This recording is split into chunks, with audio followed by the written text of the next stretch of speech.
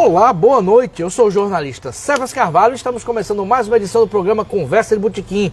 Toda sexta ou quinta-feira, em um bar ou restaurante de Natal, Parnamirim ou alguma cidade do Rio Grande do Norte, um bate-papo com alguém que faz algo interessante no Rio Grande do Norte, alguém que faz alguma coisa importante, como, por exemplo, revista de gastronomia. Mas antes de apresentar o nosso entrevistado que já está aqui, celebrar que essa é a primeira vez que nós estamos fazendo um programa no Calígula, pizzaria e restaurante aqui em Ponta Negra. Um grande abraço pro pessoal do Calígula, depois falar mais sobre essa estreia do programa no Calígula. E como você pode ver, estou aqui ao meu lado com o jornalista Benício Siqueira, que é diretor da revista Deguste Gastronomia. Benício, bem-vindo ao Conversa de Botequim. Obrigado, César. Obrigado pelo convite, é um prazer estar aqui com você. E estou à sua disposição. Vamos lá, vamos conversar sobre a Deguste. Conversar muito. A revista tem 20 anos, faz 20 anos esse ano, um marco maravilhoso. Mas, Benício, eu tenho uma brincadeira no programa, já que é uma conversa de botequim, eu sempre pergunto sobre como a pessoa começou naquilo que ela é hoje. Certo. Então a primeira pergunta é sobre sua infância. Ninguém é criança querendo ser diretor de revista de gastronomia. Não. Criança quer ser astronauta, policial, bombeiro. Eu lhe pergunto, o que é que você queria ser quando criança? Como é que foi a sua infância, Benício? A minha infância foi muito tranquila, no bairro do Tirol, né? Eu nasci em Caicó, vim para Natal muito... Você é caicoense. Eu vim para Natal com entre 5 e 6 anos, eu não tenho família em Caicó. Meu pai é oficial da polícia, foi delegado lá, eu nasci e depois a gente veio para Natal. E a minha infância transcorreu no bairro do Tirol. Uma infância muito feliz, porque naquela época a gente brincava na rua, não tinha essa tecnologia que existe hoje, então era brincar mesmo na rua, jogar bola, pipa, peão, essas coisas que hoje em dia a gente não vê as crianças mais, infelizmente, brincar, né? E aí pronto, depois eu fui estudar e já na época da faculdade eu sempre gostei muito da área de humanas, né? E fiz esse vestibular para jornalismo, na UFRN, me formei, comecei a trabalhar na área, sempre gostei de gastronomia, de restaurantes. E a revista surgiu de um insight, assim, eu estava em São Paulo, no aeroporto, e tinha um bom tempo de conexão, e eu fui numa banca, comecei a olhar as revistas e vi umas 2 ou 3 revistas de gastronomia. Aí eu comecei a folhear, ler o conteúdo, entender como era a proposta, e de repente eu disse para mim mesmo, por que não fazer uma revista de gastronomia em Natal? Já que Natal tem muitos restaurantes, né? Uma cidade turística, eu acho que isso é interessante.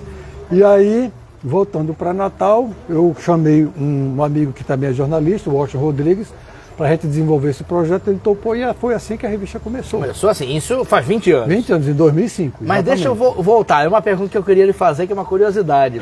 Você criança, para voltar para a infância, era criança que comia de tudo? Era criança chata para comer? Eu pergunto porque eu era criança enjoada para comer.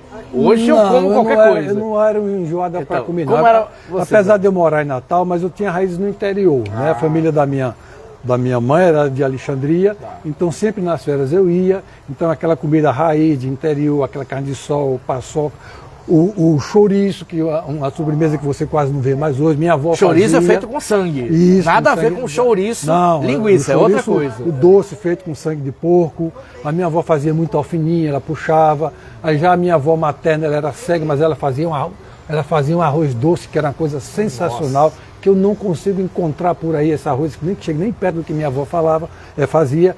Então, assim, eu não tinha restrição, eu gostava de comer de tudo mesmo, sempre gostei. Comia aquelas coisas mais grosseiras, digamos assim? Naquela época comia, assim.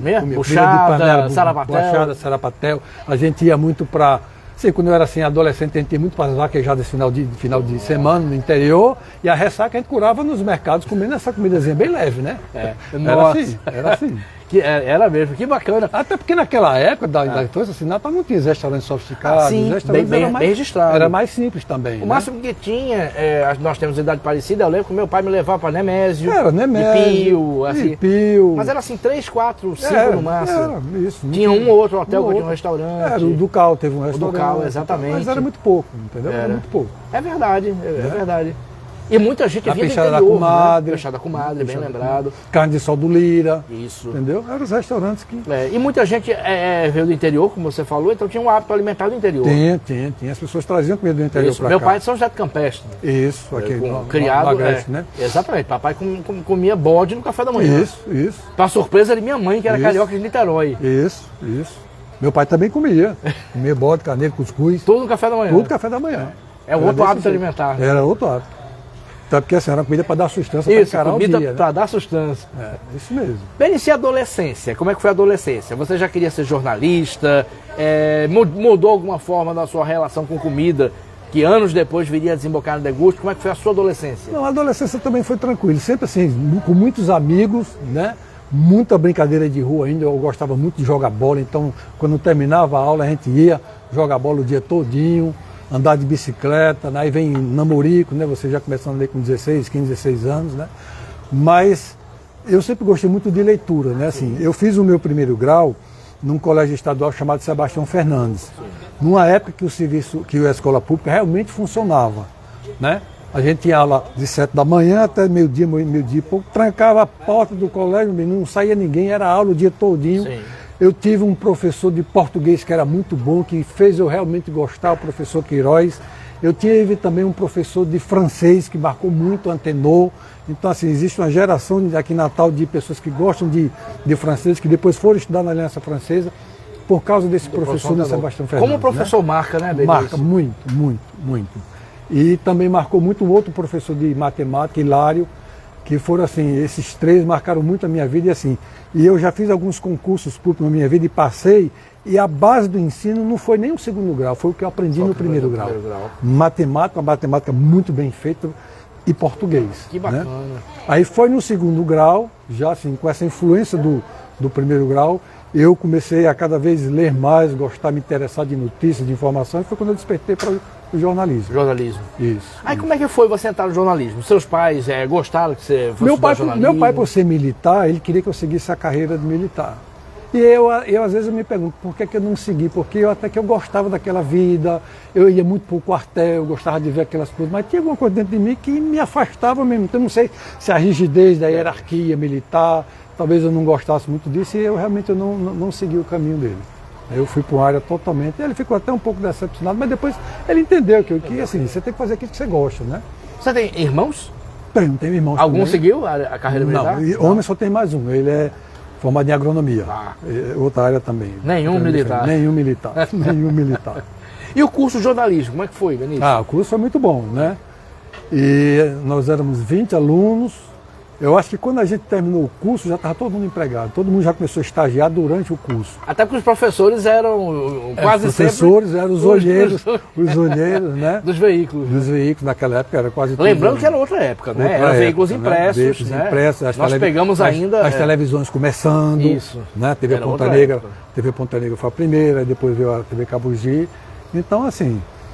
A gente trabalhando com uma assessoria de imprensa, que era um mercado de trabalho também, que existe até hoje, mas na época se complementava. E aí a gente fez o curso, né, de 84 a 87, eu fiz os 4 anos, também fiz muito movimento estudantil na época da faculdade. Não sabia disso. Fiz movimento estudantil. Tava né? A redemocratização. A redemocratização ainda luta, né? De sair na época a gente lutava ainda pela eleição direta para reitor, sim, que ainda não tinha. Né? Eu acho que no período da faculdade a gente conseguiu ter a primeira eleição, mas quando eu entrei ainda não tinha. Você lembra quem foi o primeiro reitor eleito democraticamente? Rapaz... Você chegou a fazer campanha para? Sim, eu não sei se foi Geraldo Queiroz, eu não me lembro se foi Geraldo. Está lembrado que teve uma invasão na reitoria dos estudantes. É aquela que Mineiro, pronto, isso, Fernando Mineiro pronto, foi... Eu sou daquela geração, Eu sou uma geração seguinte. Pronto, eu sou de 71. Se eu não me engano foi em 84, foi no ano que eu entrei, aquela ocupação. Se eu não me engano, foi Geraldo Queiroz, que foi o primeiro reitor, ou foi Daladier, foi um dos dois. A polícia atacou você também? Não, atacou não. Mineiro contou essa história no Conversa Botequim. Isso, ali foi um marco, né, do movimento estudantil, né? Mas o grupo que eu fazia política naquela época, a gente fazia um pouco meio que oposição ao pessoal do PT lá dentro, entendeu? Fazia um pouco de oposição. Entendi. E o grupo que eu fazia parte, a gente até ganhou uma eleição para o DCE. Foi? A gente ganhou a eleição e perdeu a segunda e recuperou na terceira com uma pessoa que hoje é secretário de saúde do Estado, Alexandre Mota. Nossa Senhora! Ele foi depois presidente do DCE, era do grupo que eu era ligado a eles. Nossa, e Alexandre Mota deu entrevista também, mas não contou com detalhes dessa história. Que história bacana, Benício. Bacana. Aí quando você disse que quase todos saíam já com empregos. Foi seu primeiro emprego? Tribuna do Norte? Na Tribuna do Norte. Como é que foi? A Tribuna era um marco, né? Era a Tribuna do Norte de Natal. Natal. Lembrando, crianças, impresso, não existia internet, era coisa que nem se sonhava. Era outro mundo. Até a diagramação ainda era muito arcaica. Sim. Depois que Quando a gente começou, ainda era máquina de datilografia. Eu comecei ainda com... Aí depois foi que vieram os primeiros computadores, aí a diagramação começou a mudar, tinha um estúdio de fazer as fotos, era anjinho, a gente revelava, levava para ele ia lá.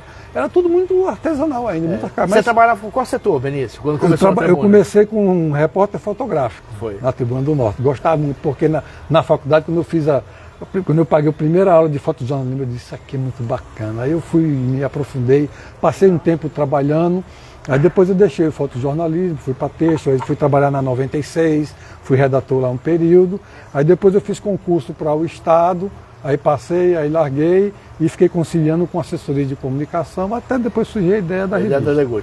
Vamos deter nesses recortes de jornalismo, que é muito bom.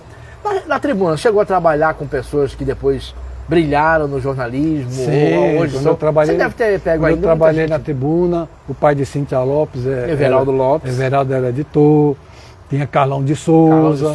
Um grande Carlão, já falecido. Tinha um fotógrafo, Giovanni Sérgio, Emerson Amaral, Celinha Freire. Você trabalhou com o Zé Vasconcelos? Não, nessa época o Zé não estava, ele entrou Ele era no Diário, Eu não sei nem se ele estava no Diário, eu não sei nem se ele estava no Diário nessa época. Eu sei que ele chegou já um pouquinho depois. Né, Cione Cruz, tinha Carlos Peixoto. Turma boa. Carlos Peixoto depois virou editor. Isso, virou editor. Era a turma Moura Neto. Era a turma antiga. Eu sou daquela turma dos anos 80 ali. Nossa. Entendeu? Experiência bacana. Bacana, geração. E você era pautado para quê, Benício? Quais eram as suas pautas? A gente fazia muito, tudo, né? Mas assim, cidade, né? Era muito cidade, né? Era muito cidade. Tinha uma Kombi, aí juntava todo mundo, passava. Eu trabalhava, na época eu fazia faculdade ainda, então eu trabalhava mais à tarde, saía todo mundo e voltava e dava tudo certo no final, né? Meu Deus do céu. Ficava esperando, reclamava, ligava pro jornal, não tinha. Você tinha dupla com o repórter ou não, era quem a pauta rodava. Porque teve um período que fez dupla com o repórter. Mas rodava. Eu gostava desse rodízio, acho que era legal. Porque evita os vícios, né? Você tem que. Né? Acho que foi por isso que pararam depois também. E como eu também fazia jornalismo, né? Eu era estudante, eu também me metia muito na conversa dos jornalistas lá na hora que estava entrevistando, porque tinha bagagem, apesar porque eu gostava realmente de fotografia, mas eu participava muito. Aí, eventualmente eu também escrevia, fazia umas matérias especiais de cultura. Bacana. Né? Mas minha paixão é fotografia, eu realmente sou muito apaixonado por fotografia. Nessa fase da Tribuna, salvo engano meu, o diagramador da Deguste, nosso amigo Edilson Martins, trabalhava lá. Ele trabalhou 3 períodos. Moacir. Moacir, que é meu primo. Carlinhos. A filha de Moacir, Nathalie. Aí Nathalie chegou já depois. Pronto, era esse pessoal. Ótima turma. Era esse pessoal. Sim, aí fotógrafo também tinha João Maria Alves, Richardson Santana. Né? Era essa turma aí. Como você disse, só a nata. Aí depois chegou a Aninha, Ana Silva. Isso. Aí foi editora há muito tempo. Né? Depois saiu Emerson, saiu o Giovanni. E tinha a turma boa também do Diário de Natal. A pessoa era muito bom. Era um período muito bom. Um pouco da história do jornalismo potiguar aqui. Isso. Aí depois da Tribuna foi aonde? Você foi para onde? 96? Trabalhei na 96 FM. Aí como é que foi a experiência lá? Trabalhei um tempo lá como redator, a gente fazia as notícias que intercalavam entre assim, um bloco de música, né? Aí tinha, eu acho que era a cada 30 minutos saía um blocozinho com 3, 4 chamadinhas. Leonora trabalhava de manhã e eu ficava na parte da tarde. Foi uma experiência boa? Foi boa, porque é outro veículo, texto mais curto, mais objetivo, né? Mas rádio é muito rádio é outra rádio é outra coisa. Né? Porque uma coisa é você ser locutor de rádio, outra coisa é você escrever para rádio. Então tem que ser coisa bem. Porque boa parte das pessoas acha que só o locutor trabalha, né? Ele cria aquilo do nada. Não. Como se não tivesse uma redação lá dentro para escrever. Tinha redação sim. E às vezes a redação é tudo, né? Tudo. Tem locutores que são simples, só isso, locutores. Isso. Sem um texto ele não. Mas tem que ter um texto porque você dá o norte, você guia, né? Exatamente. Isso aí. Aí depois da assessoria de comunicação do Estado. Como é que foi? Foi na secretaria? Secretaria do Estado. Quando o Albimar Furtado saiu da Tribuna, no meio do governo Geraldo Mello, ele foi assumir a assessoria de comunicação. Isso. E aí ele me levou. Aí eu fiquei um tempo lá, até o governo Geraldo Mello abrir concurso. Sim. E aí eu fiz esse concurso e fui efetivado lá. Pronto. Aí fiquei um tempo lá, já estava no gabinete civil, na assessoria de comunicação. Aí continuou. Ficou. Mas como é que foi efetivado? Eu, Ivo Freire, o assessor de comunicação era Machadinho. O braço direito dele era Francisco Macedo, que era professor do curso de jornalismo. Era uma turma boa também. A gente ficou lá um tempão e inclusive ainda está na assessoria de comunicação. É verdade, ainda Ivo está na ativa, né? O último Jequitibá. Está lá. Eugênio Parcelli também é desse concurso, que é da minha turma da faculdade. Eugênio é do TCE, ainda está lá também. Aí tem gente na Secretaria de Saúde. A turma era boa. A minha turma terminou todo mundo empregado. Que bacana. Repetindo que eram tempos pré-internet. Pré-internet. Quando se fala em comunicação do Estado, não existia Instagram. Não existia nada disso, né? Depois a gente vai falar sobre esse choque. Mas não existia, era outra coisa. Não, era outra coisa. Era fazer matérias para publicações. Para soltar para a imprensa. Para a imprensa. Basicamente o que a gente fazia, alimentava internamente, mas era externo, era o público externo. A gente alimentava os jornais, tentava pautar os jornais, né? Seja assim, eles usaram o próprio texto que a gente mandava, ou então a gente conversar para eles irem fazer as matérias em cima do que a gente tinha. Também era usual. Também era usual, muito usual. Muito usual. Aí da assessoria você passou no TRT e foi trabalhar lá? Foi isso? Aí como é que foi esse processo? Foi outro concurso. Tanta mudança, assim, do jornalismo, de redação, para de repente TRT. Foi outro concurso que eu fiz também. Porque o judiciário era uma coisa meio distante, aí foi conselho de mãe, né? A mãe, olha, meu filho, faça um concurso melhor, porque o Estado às vezes você paga bem, mas depois fica ruim, não sei o que e tal. Aí foi na época que surgiu o concurso e aqui não tinha nem o tribunal ainda, né? Já era assim, uma preparação para o tribunal, né? A gente tinha várias, na época era juntas de conciliação, que eram vinculados ao Tribunal Regional do Trabalho da Paraíba. Então, na época, era um concurso que, digamos assim, tinha menos apelo, nem todo mundo conhecia. Então, assim, deu para passar. Hoje eu não sei se eu passaria não, porque os concursos do Judiciário hoje são muito concorridos. É complicado demais. Mas naquela época, graças a Deus, eu fiz e deu muito certo. A concorrência era menor. Mas foi o conselho da mãe. Foi o conselho da mãe. Foi o conselho da mãe. Eu me inscrevi no último dia do concurso. Vai fazer. Sua mãe dizia, meu filho, jornalismo não dá dinheiro, não. Meu filho, entendeu? Aí eu fiz. Realmente assim, eu devo isso a ela. Que bom. E você está até hoje no TRT, é isso? Já estou perto de me aposentar. Perto de aposentar. Isso. Vamos chegar a 20 anos atrás exatos. Você já falou por alto, agora vamos estender. Você estava em São Paulo, vi uma publicação sobre culinária, aí daí nasceu a Deguste. A Deguste. Que é uma maravilha. Aí sonhar todo mundo sonha e plano todo mundo planeja. Mas aí executar é outra coisa. Como é que você passou do plano para a execução, Benício? Também não é fácil. Não é fácil, não. Aí como é que foi a execução? Foi assim, conversar com o mercado, falar do projeto para ver se eles acreditavam e as pessoas começaram a acreditar. Mas interessante, né? Naquela época eu acho que não existia nem a Brasel. Hoje a Brasel é muito forte no estado, os restaurantes eles estão dentro, hoje eles conversam os problemas, as dificuldades, buscam soluções conjuntamente. Mas naquela época, os donos de restaurantes eles mal se falavam, eles não sabiam o que a cidade tinha, o que um estava fazendo, o que o outro não estava fazendo. Então assim, quando eu comecei a conversar com as pessoas sobre o restaurante, sobre a proposta da revista, todos eles gostaram muito da ideia, mas todos perguntaram, e tem conteúdo? Será que não é melhor fazer uma revista bimensal do que mensal? Você vai ter o que falar, quer dizer, nem eles sabiam. Né? Às vezes você está de fora, você consegue ter uma visão mais ampla do que quem está dentro. Né? E naquele momento a gente definiu assim, a linha editorial, que todo mês a gente deveria contar a história de um restaurante. Porque você olha para o Camarões hoje, você vê aquela estrutura, mas como é que foi o começo do Camarões? Como foi que começou? De onde veio o nome? De onde veio? Quem é o chefe? Então, Fernando foi uma das primeiras pessoas que eu procurei para falar sobre o projeto. E ele disse, adorei o projeto, vai ter meu apoio. Agora, você vai ter realmente o que falar todo mês? Será que não é melhor fazer bimensal? Aí foi quando eu disse para ele, olha, eu não acredito que a revista ela consiga se firmar sendo bimensal, porque é muito tempo, ela cai no esquecimento.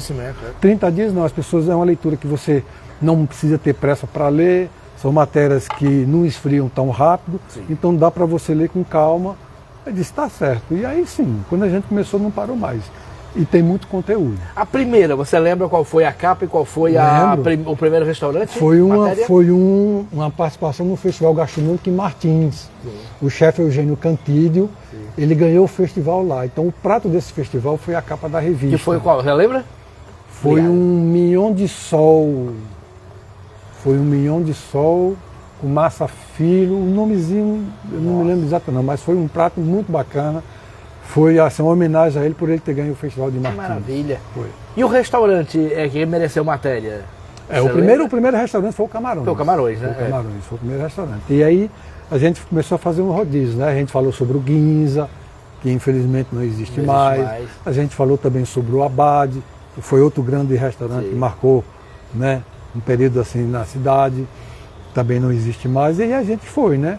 A gente também teve a preocupação de criar algumas colunas, né, para ter assuntos diversos. Então a gente tem uma coluna de vinho, a gente tinha um chefe que ele falava sobre tudo da gastronomia, não só a experiência dele, mas as tendências, que era o chefe Arthur Coelho, que infelizmente veio a falecer.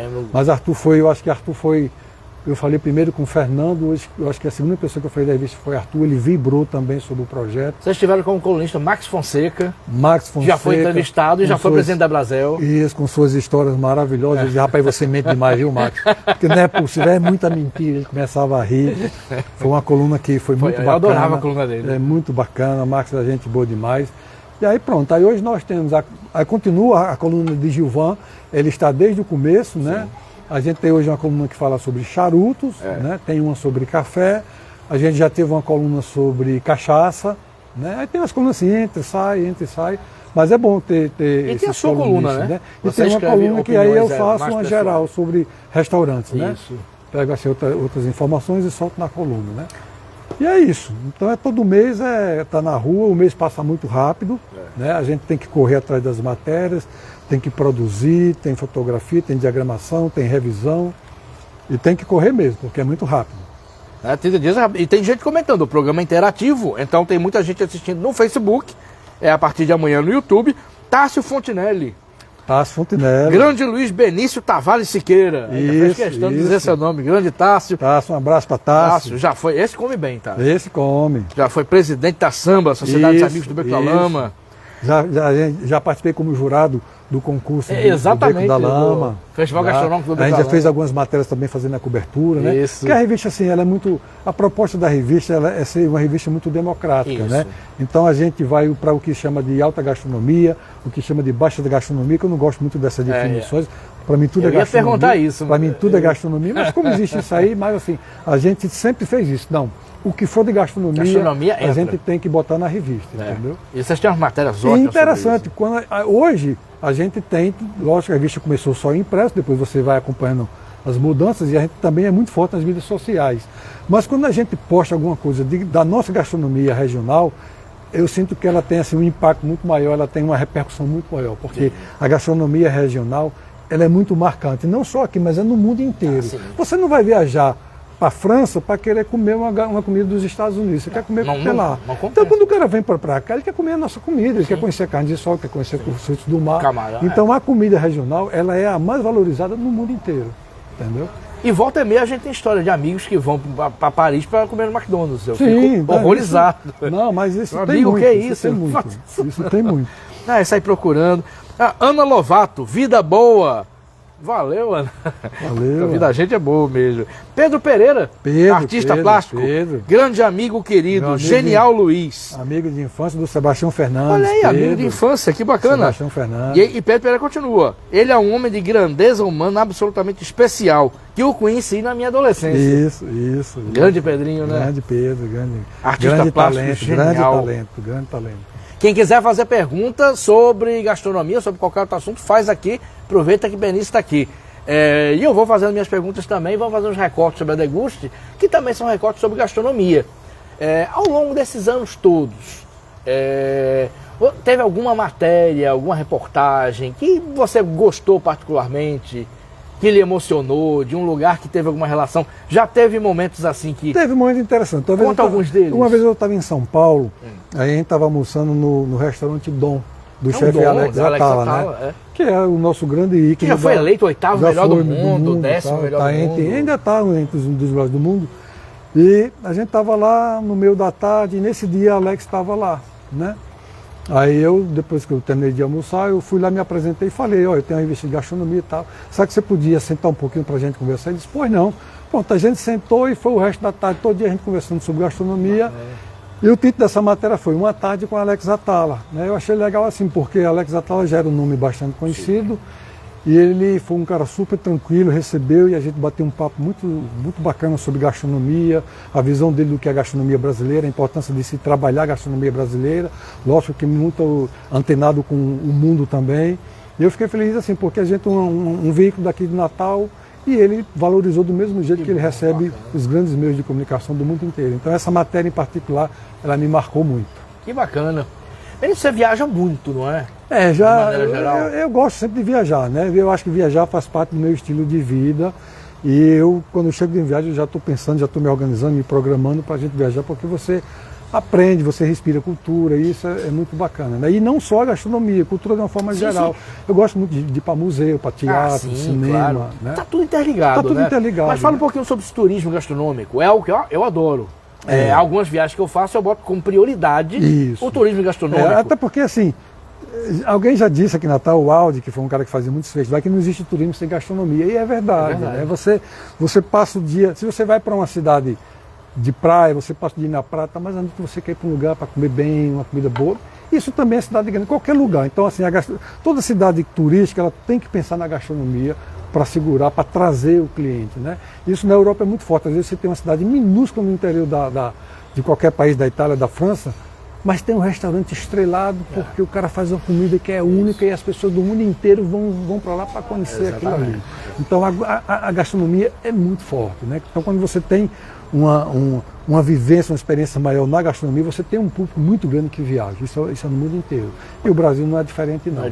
Hoje a gente tem algumas rotas turísticas envolvidas com a gastronomia, você tem a rota do café em Minas Gerais, você tem a rota do queijo da Serra da Canastra, você tem o cacau na Bahia, né, os cafés, então você, assim, a gastronomia é muito forte, está muito vinculada ao turismo.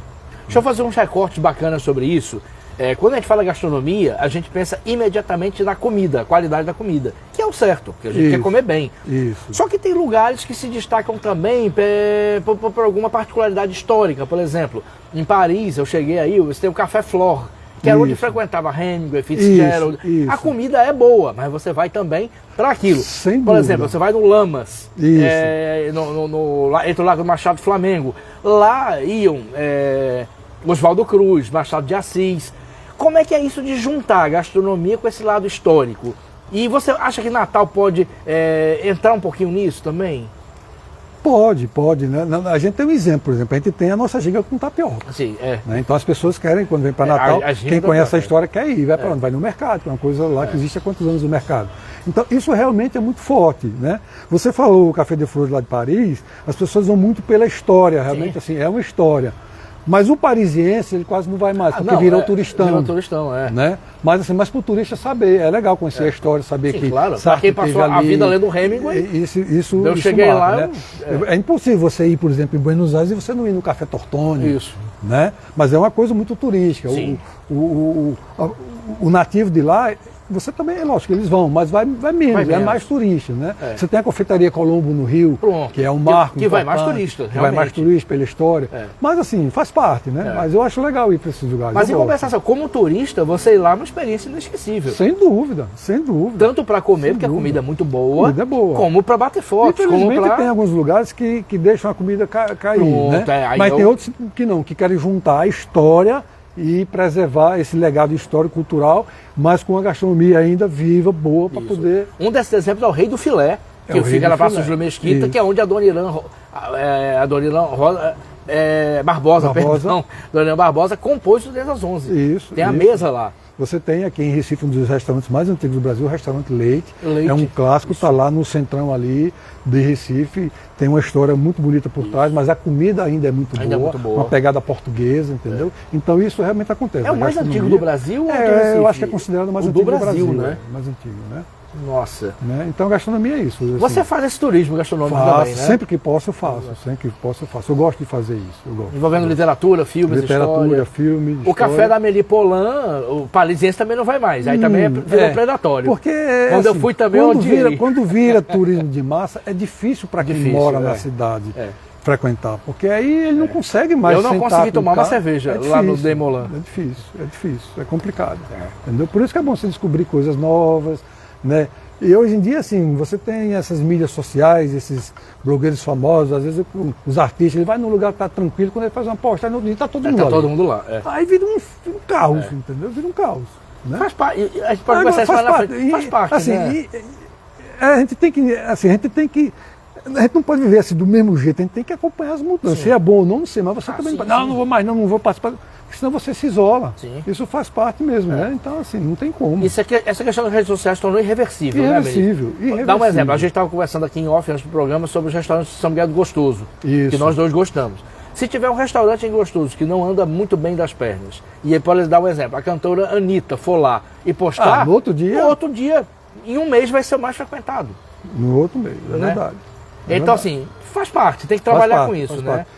Tem alguns chefes que, antes deles participarem de programas, eles eram conhecidos pelo público mais gourmet que frequenta esses restaurantes. Então você tinha naqueles restaurantes, você tinha um perfil de cliente. Quando eles viram celebridades da mídia, quando você vai nesses restaurantes, o público é outro. Porque as pessoas não vão para comer, as pessoas vão para tirar foto. Para tirar foto. É isso. Tipo Eric Jacan. Isso. Que faz o menu do Brasserie da Lamé, se não me engano. Ele assina a carta do menu. Já foi matéria? Já. Como é que é ele na vida real, Belício? Porque Jacan é a figura. Jacan Mas ele é aquilo mesmo, é um personagem? Não, ele é muito exigente na cozinha, porque ele é um profissional de alto nível, né? Mas quando ele sai da cozinha, ele é um cara muito assim, muito dado, muito brincalhão, ele gosta de conversar sobre tudo, mas na cozinha não, ali é o espaço dele. Então ele é brabo mesmo na cozinha, aquilo é verdadeiro. Ele cobra, ele se incomoda quando alguma coisa sai diferente do que era para sair. Mas isso faz parte do perfil dos grandes chefes, né? E Jacan é realmente um grande chefe. No caso de Jacan, você chegou a rodar com ele por Natal? Ele conhece Natal? Não, porque Jacan, mas ele conhece, porque o pessoal do La Brasserie anda muito com ele. Ele hoje é muito amigo da família Gosso, né? Ele fala muito. Hoje ele considera assim, é uma nova família que ele tem. Bacana. E aí o pessoal dá um suporte muito grande para ele, ele frequenta a casa dele, vai para o veraneio. Porque quando ele vem é muito corrido, e principalmente hoje, que Jacan hoje é um chefe que tem muitos empreendimentos em São Paulo, tem outros restaurantes que ele também assina cartas, como o Nui, em João Pessoa. Então, quando ele vem para Natal, o tempo dele é muito curto, é muito corrido. Ele vem para fazer os jantares e no outro dia já está indo embora, porque a agenda dele hoje é muito apertada. Perfeito.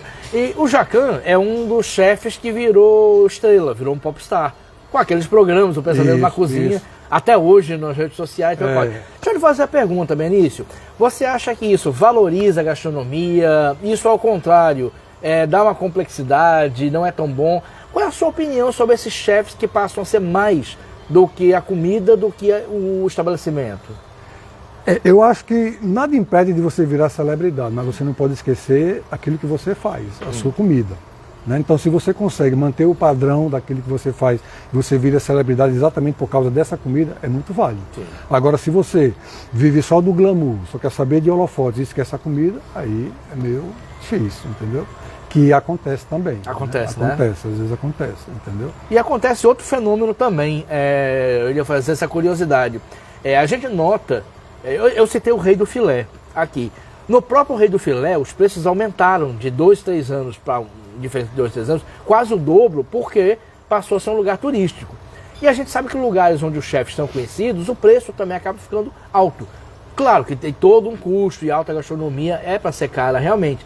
Mas eu lhe pergunto, existe o risco, existe a possibilidade de estar se exagerando nisso, de você pagar mais pela assinatura de um chefe do que pela comida e mesmo pelo o pacote do estabelecimento, do conforto? Como é que você avalia isso? Vamos lá, quando você vai para um restaurante, vamos chamar de alta gastronomia, você não paga só pela comida, você paga pelo conjunto da obra. Né? Então, assim, os restaurantes, ou eles estão numa rua assim, de um bairro nobre, ou ele está dentro de um grande hotel, né?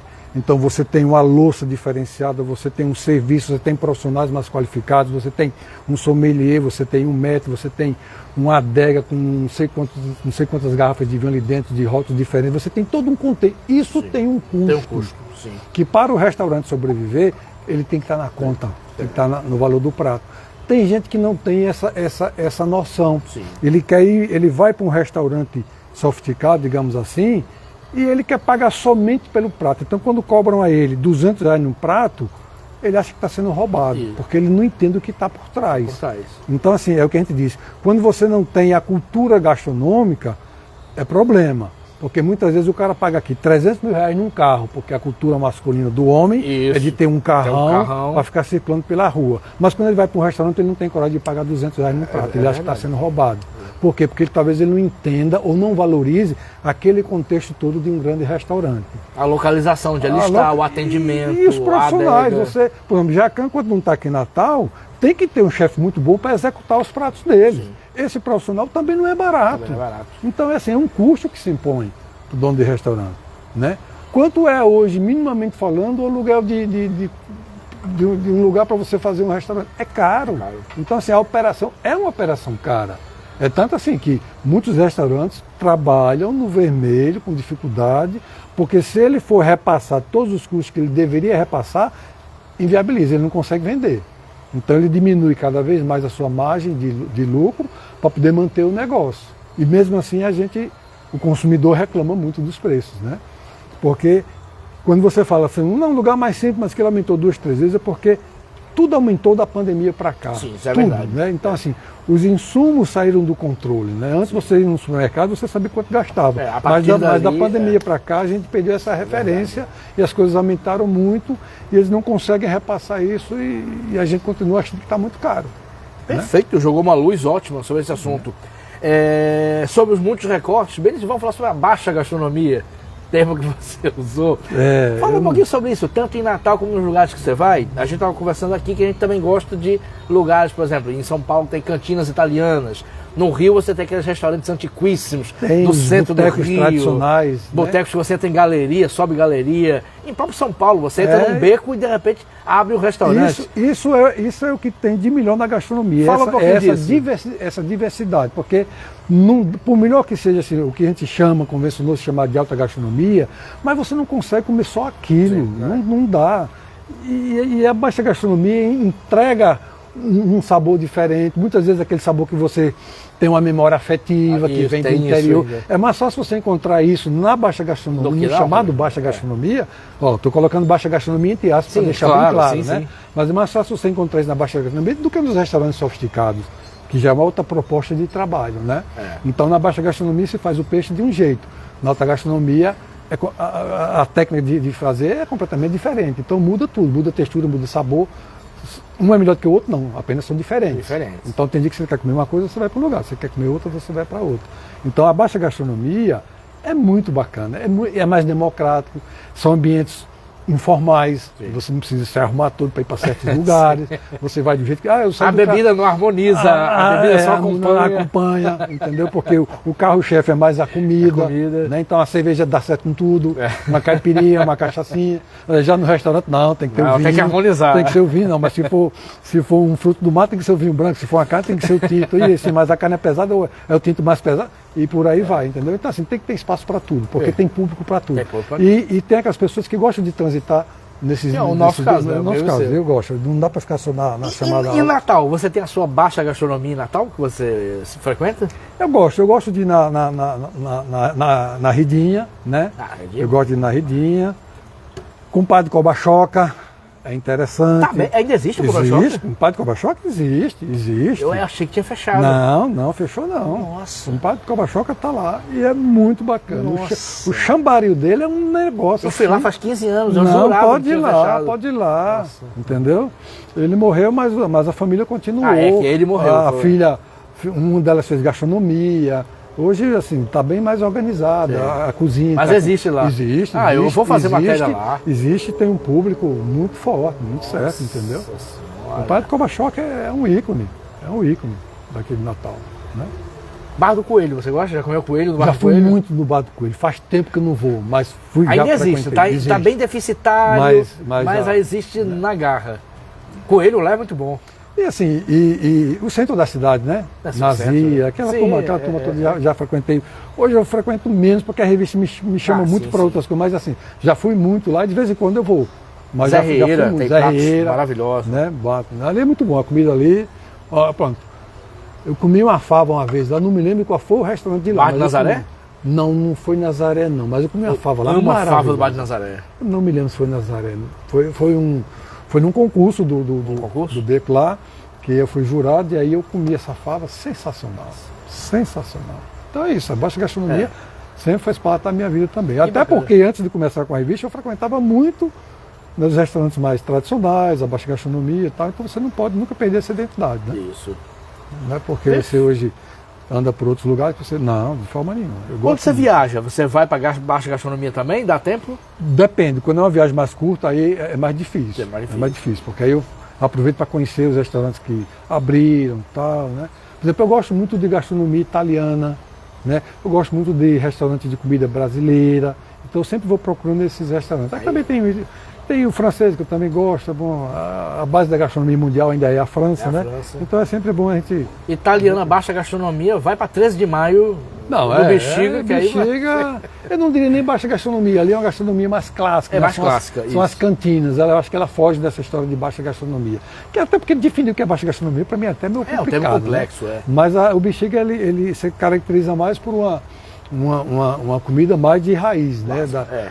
Aqueles descendentes de italianos, né? Tem um restaurante lá, Você que sabe, né? Eu já fui, eu Pronto, adoro. Você que sabe é muito bacana. Por quê? Porque de vez em quando eles pegam as bandejas e jogam no chão, aí quem vai pela primeira vez dá um pulo da cadeira, o cara acha que o restaurante está caindo. É muito bacana. A entrada é desse tamanho, quando você entra, abre, aí tem foto de Faustão, de Fernando Henrique Cardoso com dono, é uma loucura. Obrigado, Agil. Isso é muito bacana, é muito bacana. Aquela região do Bexiga ali, eu gosto muito. Eu adoro também. Né? Gosto muito. E outro comentário aqui de Pedro Pereira. A irmã do meu amigo Luiz foi minha melhor amiga no tempo de escola. Olívia. Que maravilha, Pedro. Olívia, hoje ela mora na Itália. Fizemos o primário juntos na mesma sala. Somos amigos até hoje. O nome dela é Olívia. Isso, exatamente. Mas Pedro Pereira conhece todo mundo, é amigo de todo mundo. É a pessoa mais querida de Natal. Natal ainda é. Pedro, beijão pra você.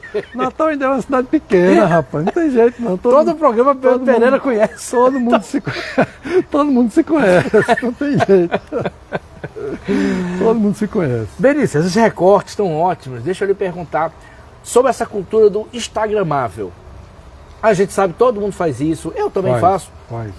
Meia culpa, meia máxima culpa, e eu assumo. É normal, é humano você fazer isso.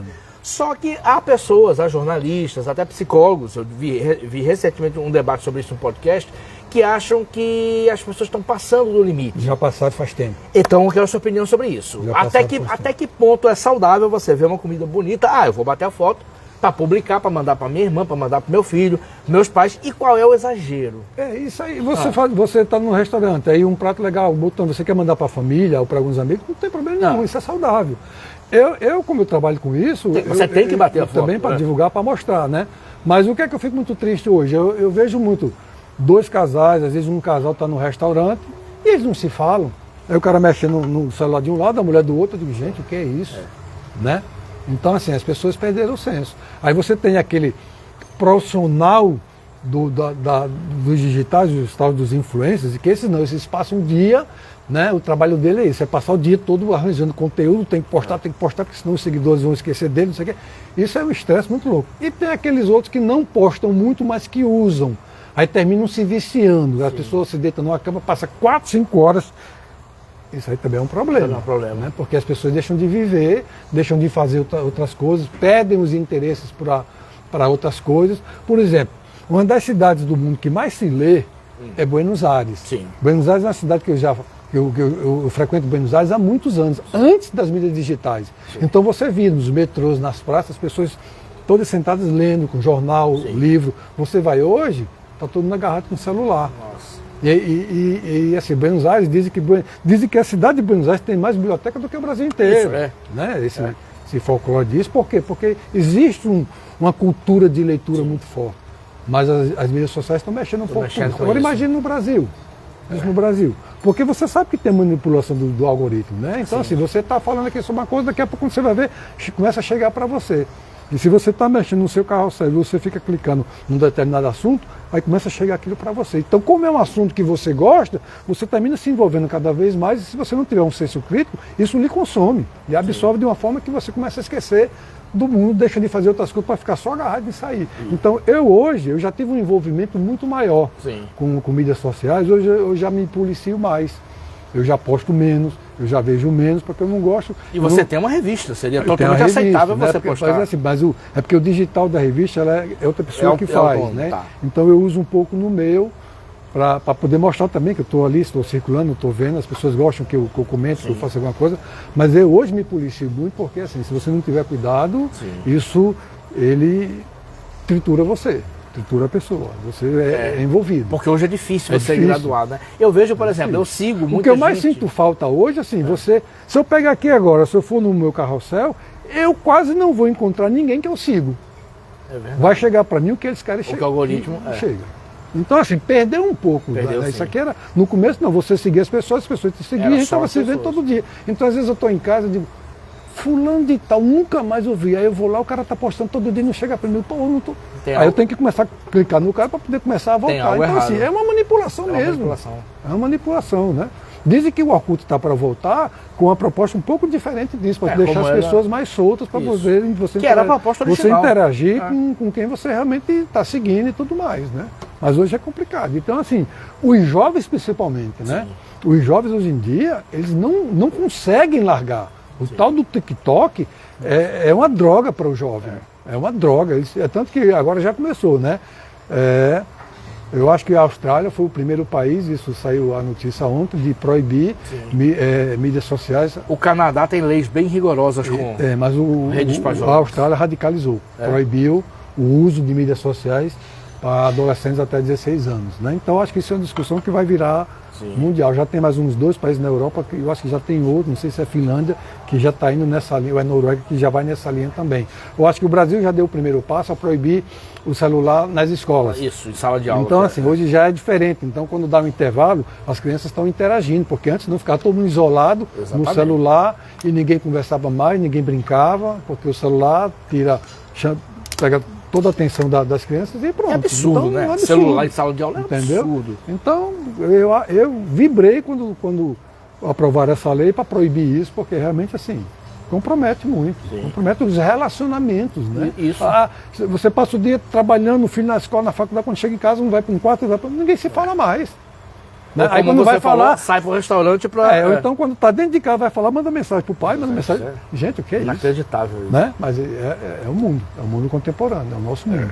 E até a gastronomia, me pareceu, ampliando esse recorte que você colocou muito bem, e dentro da minha pergunta, a gastronomia parece que sentiu assim, um impacto muito fortemente dessa coisa digital. Porque, por exemplo, eu sigo você, sigo a Deguste, tem chefes que eu sigo de São Paulo, Rio, tem influências adultos da nossa idade, faixa dos 50 e 60, que eu sigo, que dão boas dicas. Olá, nós estamos aqui no Guanabara, em São Paulo. Tudo bem. Mas tem outros mais jovens, principalmente na faixa dos 30, 35, que eles parecem que não têm prazer em comer. Eles apertam pro queijo sair, eles pegam a pizza, e quando vão botar na boca eles não comem, aí corta para outra.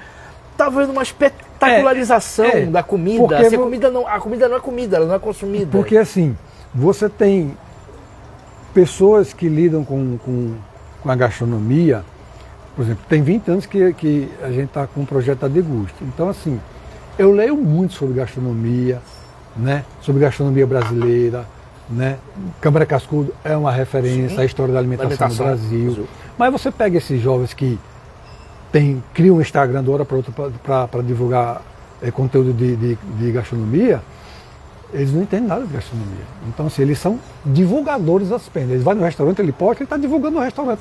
Mas não está contando nada da história. Não da história. Então, assim, são coisas diferentes. Vale para o restaurante, vale porque divulga.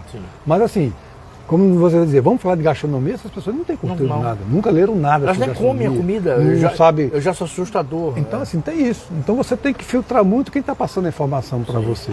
Agora, enquanto divulgar, não. Divulgar, tudo bem. Você tem muitos seguidores. Se você vier aqui no restaurante fazer divulgação, no outro dia o restaurante pode ter gente circulando porque foi lá. Mas, assim, falar de gastronomia é um pouco diferente. Entendeu? Você tem que ter leitura, você tem que ler, você tem que gostar. E tem muita gente que, infelizmente, hoje não lê nada. Né? Infelizmente. Beleza, vamos voltar a falar da Deguste. Deguste completando 20 anos esse ano. Isso. Fala como é chegar ao 20º ano, nesses tempos que a gente estava comentando em off aqui, praticamente não existem mais publicações impressas. O papel sumiu e vocês resistem. O papel sumiu. E num papel de qualidade maravilhosa. A gente nunca abriu mão dessa qualidade, eu acho que por isso. A gente falou da Brasserie de la Mer, tá aqui, do seu aí. amigo Eric Jacan. Isso. Como é que é você manter isso nos dias de hoje? Não é fácil porque, veja só, você hoje tem as mídias sociais. Né? Você tem as mídias sociais que tem um alcance maior e um custo menor. Sim. Então essa é a dificuldade do impresso. Isso é no mundo inteiro, né? Sim.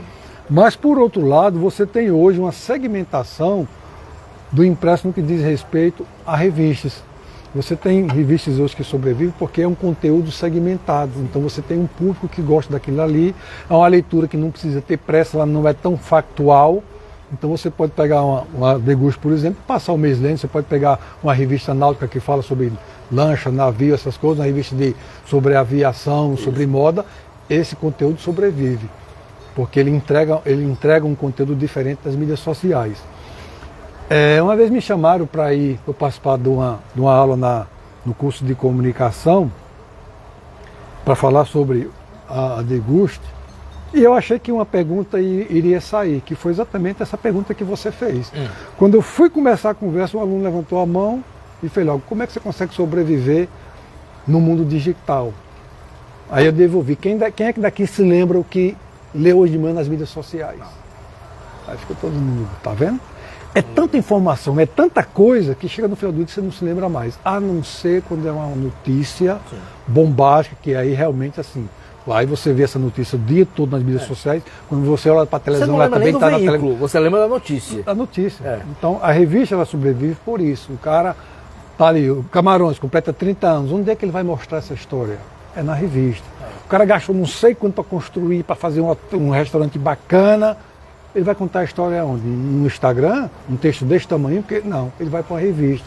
Então, a gente conquistou o nosso espaço, foi atrás desse espaço, trabalhando desse jeito, entregando um material de qualidade, com conteúdo, com as fotos muito bonitas e focado assim nessa segmentação. A gente nunca abriu mão de escrever somente sobre enogastronomia. Né? O que é enogastronomia? É comida e bebida. Né? Porque tudo está interligado. Né? Então é por aí, é manter o foco na sua proposta de origem de 20 anos atrás. Fantástico. Mas não é fácil. Não é fácil. Todo ano, todo mês é uma luta para a gente conseguir botar a revista na rua. A equipe é guerreira, né? É guerreira, e o que me deixa muito feliz porque a cidade gosta da revista. O termômetro para mim é quando a gente faz a distribuição, né, nos principais restaurantes, lojas de conveniência, lojas de vinho, os bares, a gente distribui a revista e rapidamente a revista acaba. As pessoas tem lugares que eles já guardam a revista para os clientes dele, porque o cliente vai lá buscar. É gratuita, né? A distribuição gratuita sempre foi, porque na distribuição gratuita eu tenho certeza que a revista vai ser lida. Sim. Se a gente começasse a cobrar, correria o risco dela boiar nos lugares. Eu disse, não, vamos distribuir para que as pessoas leem, vê as novidades, frequentam os restaurantes, e o restaurante sabe que as pessoas estão dando esse retorno via revista. Então isso aí foi uma proposta muito acertada da gente. Perfeito. Benício, para quem não acompanha a revista cada vez mais se interioriza ou litoraliza mais. A gente tem muita matéria com restaurantes de Pipa, de São Miguel do Gostoso, que é um lugar que você adora. E a gente estava batendo papo aqui, eu ia até perguntar isso naturalmente, se ia expandir para além Rio Grande do Norte. Você disse que tem um plano de Paraíba. Fala um pouquinho disso, sobre essa expansão para o litoral e Paraíba. Alguns anos atrás, interessante, eu acho que foi logo no começo da revista, a gente chegou ainda em João Pessoa, a gente fez um mapeamento do mercado, mas naquela época o mercado era muito incipiente. A gente fez ainda algumas matérias lá, mas não dava para tentar viabilizar. Hoje não. Hoje a história mudou. Sim. Se brincar, a gastronomia em João Pessoa hoje é mais forte do que Natal. Sim. João Pessoa deu um boom nos últimos 15 anos. Nos últimos 15 anos, mais precisamente nos últimos 10 anos. Isso. Então, assim, hoje assim, ela está no radar da gente, né? Mas é porque como envolve uma logística muito grande, eu tenho pouco tempo, mas a gente vai chegar lá. E enquanto a gente não chega em João Pessoa, o que a gente faz é trabalhar os polos gastronômicos do estado, né? Que são polos gastronômicos e turismo, que está muito ligado. A revista hoje, se você observar aqui, tem Deguste, gastronomia e turismo. Exatamente por aquela história que eu falei. Gastronomia e turismo estão muito juntos, né? Então a gente também hoje é comum a gente falar de de hotéis, de pousadas que tem gastronomia dentro, né? Aberto também para o não hóspedes. Então a gente ampliou um pouquinho, não ficou mais só na gastronomia. O turismo sempre ligado à gastronomia. Então a gente vai muito para Pipa, São Miguel do Gostoso, Serra de São Bento, que hoje também é um polo turístico muito forte, né? Martins, os festivais de Martins, Mossoró, a gente também já circulou muito em Mossoró, a gente de vez em quando faz matérias também. Então, assim, são os principais polos gastronômicos do estado que a revista sempre está muito presente, né? Principalmente Gostoso, São Miguel do Gostoso e Pipa. Perfeito. São lugares que você gosta, né? Particularmente. Muito, gosto. E tem uma comida maravilhosa, né? Muito importante isso. Perfeito. A gente está indo para a reta final, Benício, mas deixa eu fazer uns... 1 hora já? Vixe, já 1 hora? Aí, passou voando, né? Deixa eu fazer uns recortes aqui, bem jornalismo, ping-pong, que também é legal. Você tem comida preferida? Você que já comeu tantos pratos de tantos lugares diferentes? Conta minha aí embaixo. Ah, tá, eu vou fazer. É essa? É no finalzinho. Finalzinho. Rapaz, tá, é parecida, eu vou fazer. Tem muitas comidas que eu gosto, né? Mas uma boa carne de sol. Você gosta de carne de sol? Gosto de sol. A boa carne de sol com feijão verde é sensacional. E um arroz de leite. É comida afetiva? Muito. Sem dúvida, comida afetiva. E fora da comida afetiva, eu gosto muito de um bom magre de pato. Eu gosto muito. Gosto muito. Então, assim, quando eu vou para um restaurante francês, eu sempre estou pedindo um magre de pato. Eu gosto muito. E tem uma pergunta da Natália, nossa assistente de produção, que é parecida, a mesma coisa. Fora o Rio Grande do Norte, alguma comida típica brasileira de outro estado da sua preferência? Bahia. Bahia? Qual prato específico? Sem dúvida, né? Eu gosto muito do bobó. E o bobó da Dadá em especial. Já fiz matéria com o Dadá, o bobó da Dadá. Aí é turismo gastronômico clássico, né? Eu tinha um restaurante lá no Pelourinho, um Sorriso da Dadá. Sim. Sempre que eu vou no Pelourinho, eu ia lá. E uma vez ela estava e eu aproveitei e fiz uma matéria com o Dadá também. Meu estado perdeu. Hein? Meu estado perdeu. Porque Natália é mineira, ela está dizendo, meu estado. Não, Minas também, lógico. Comida né? mineira. Minas é uma grande referência, muito importante. Tem bons restaurantes mineiros aqui no Rio Grande do Norte. Tem, a gente está bem servido, graças a Deus está bem servido. Aqui em Ponta Negra e em Petrópolis, né? São 2 restaurantes mineiros muito fortes. Né? Isso. Muito fortes. É. Feito por 2 mineiros, né? 2 mineiros. E vou fazer o contrário. Tem comida que você não come, que não tem jeito de você comer, Benício? É difícil. Por alguma razão essa eu não como. Não, é difícil. Assim, nunca me chegou nada que eu... Por exemplo, eu não como sarapatel, eu não consigo comer. Eu adoro sarapatel, não, sarapatel... Nenhuma comida você... Não, até hoje assim, não chegou nada para mim que diz, não, isso aqui eu não como. Posso ser que se um dia me apresentar, mas eu já comi jacaré. Ainda não comi cobra, mas jacaré já comi. Né? Pois é. Comeria escorpião, besouro na China tranquilamente? Pois é. Eu acho que não. Eu acho que o escorpião... Cachorro na Coreia, por razões afetivas? Não. Sem saber, talvez eu coma. Né? Porque isso, assim, tem muito... Porque, assim, como é que a gente estava falando, a gastronomia é muito cultural, né? Então, assim, pra gente uma coisa que é muito... Por exemplo, o coelho. O brasileiro come muito pouco coelho. E o coelho é um grande prato da França, né? Sim. A rã. Também uma rã provençal. Sim. É um prato francês muito forte. E a gente aqui não come porque não faz parte da nossa cultura. A Europa come de tudo. Por quê? Porque já passou muita fome. Então quando você passa muita fome, você come de tudo mesmo. Agora você pega aquilo ali que em tese não serviria para determinadas pessoas e você procura fazer da melhor maneira possível. Isso. Então você quando joga os temperos certos, essa história de carne de primeira, carne de segunda, faça qualquer carne bem feita que ela é boa. Não tem como. Então usa uma técnica correta, usa um produto, um tempero mais adequado, que você vai ter uma comida, vai extrair uma comida muito boa. Entendeu? Perfeito. Então não tem comida que você não gosta. Não, só se fosse essas coisas bem exóticas da Ásia, né? Tá certo.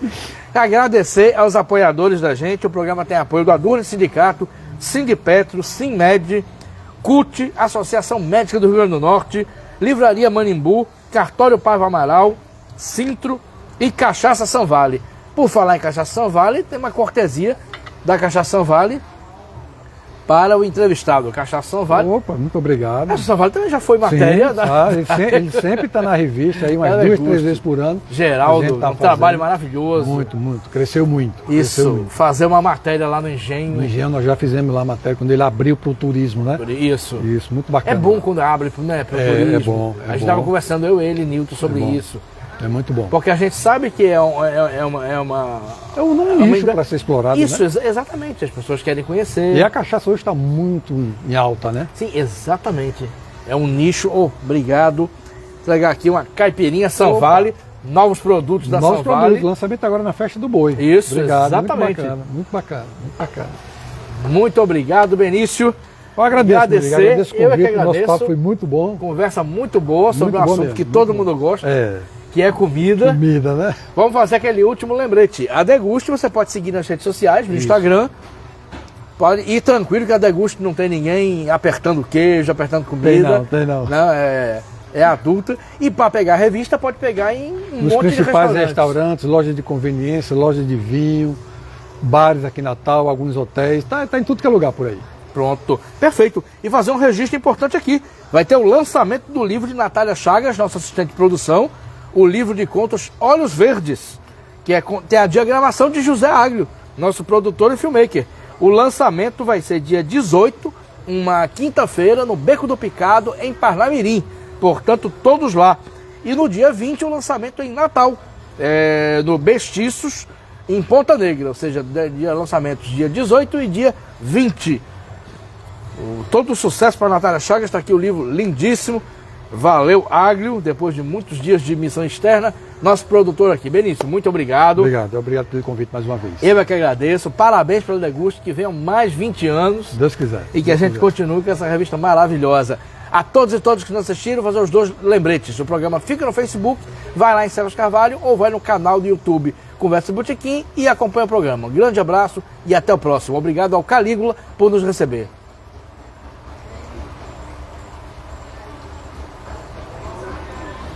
Deu? Foi?